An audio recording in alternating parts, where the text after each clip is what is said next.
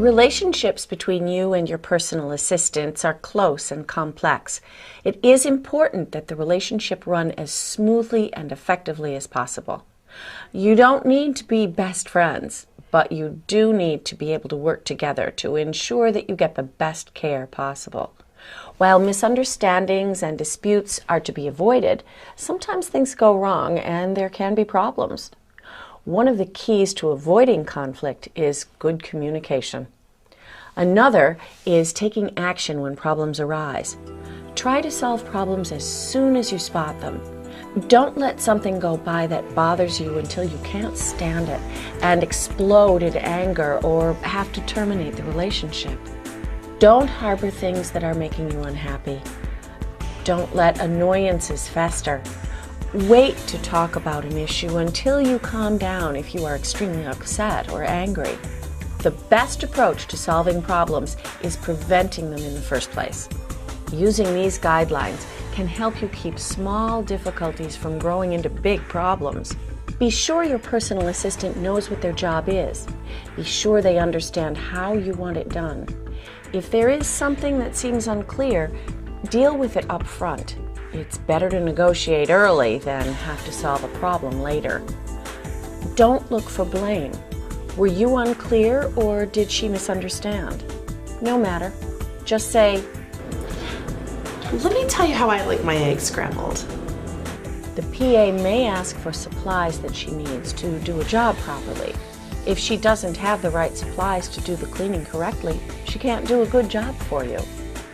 Politely suggest a different way to do something if the PA's way is unsafe or inefficient or not the way you want it done. Keep an attitude that open communication will avoid most problems. If you sense that the PA is unhappy with something about the job, bring that up. Sarah, are you not satisfied with something? Is there something you want to talk about? Is there some way to correct it? Positive problem solving. Not all problems stem from bad communication. People who communicate very well also have conflicts. But good communication is the basis for positive problem solving. Here are some ways to help you avoid bad feelings, see a wider picture of the issue, and get to the roots of a problem. Prepare yourself. Agree on a time to discuss an issue. If possible, agree on a setting that does not trigger bad feelings. Give yourself a cooling off period before trying to tackle situations in which emotions run high. If emotions are running high, write down what you think are the main points of the problem before sitting down to deal with them. Discuss the issue with a trusted friend in order to get other perspectives.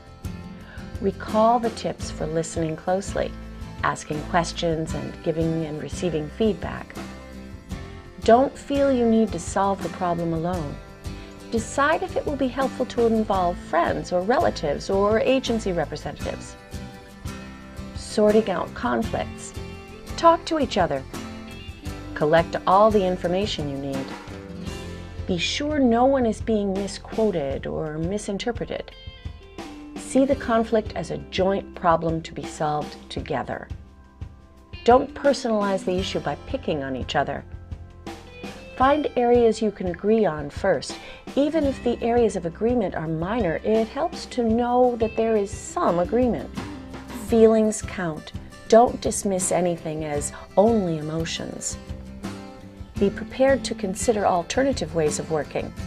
Seek help from someone neutral if you need the help. Don't leave it up to the neutral party to decide what happens. You both will be more likely to stick to a decision if you feel you have been fully involved in creating it.